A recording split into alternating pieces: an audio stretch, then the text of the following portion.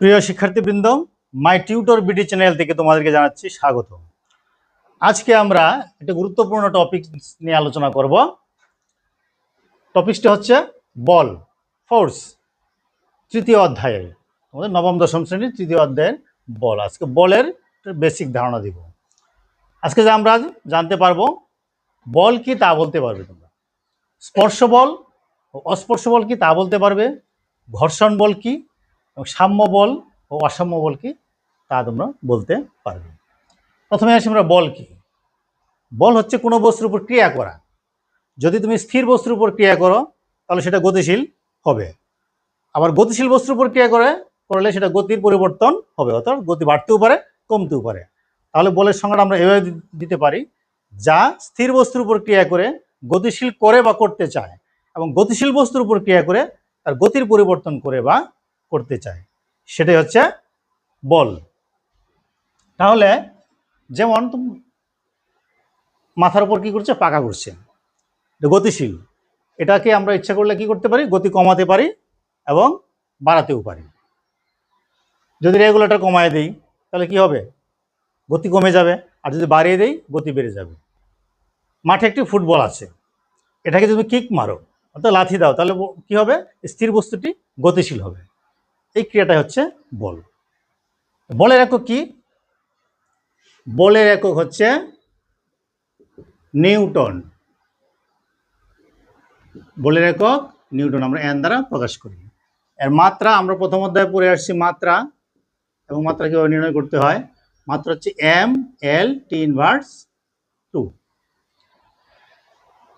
এবার আমরা শিখব বল দুই ধরনের হয়, দুই ধরনের বল, একটা স্পর্শ বল, অস্পর্শ বল। কি স্পর্শ বল কি, যে বল প্রয়োগ করতে হলে তোমাকে অবশ্যই এটাকে স্পর্শ করতে হবে।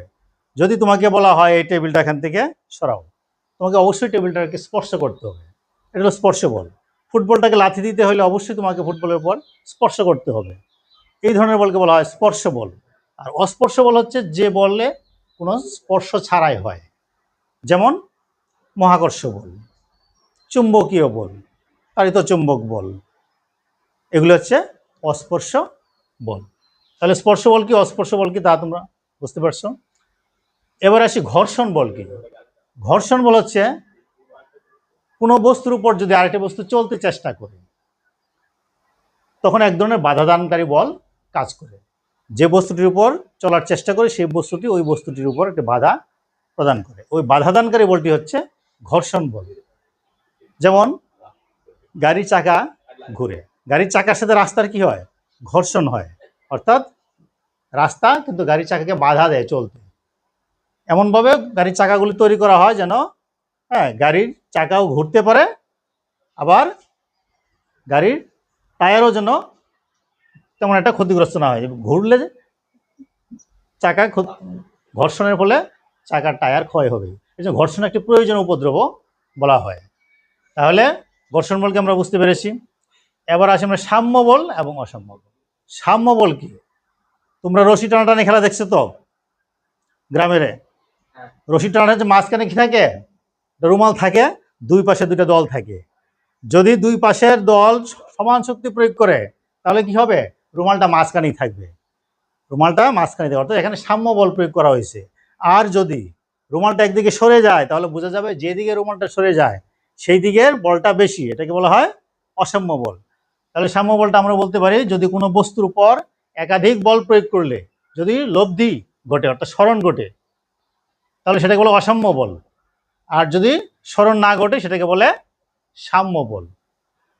একটি বস্তুর উপর একাধিক বল প্রয়োগ করলে যদি সেটা লব্ধি না ঘটে তাহলে সাম্য বল, আর লব্ধি ঘটলে বা স্মরণ ঘটলে সেটাকে বলা হয় অসাম্য বল। যদি আমার এই ভিডিওটি বা এই ক্লাসটি ভালো লেগে থাকে লাইক কমেন্ট ও শেয়ার করতে ভুল করবে না। আজকে পর্যন্তই, আগামী ক্লাসে আমরা করব নিউটনের দ্বিতীয় সূত্র থেকে কিভাবে প্রথম সূত্রের প্রমাণ করা যায়। সে পর্যন্ত তোমরা ভালো থেকো, ধন্যবাদ।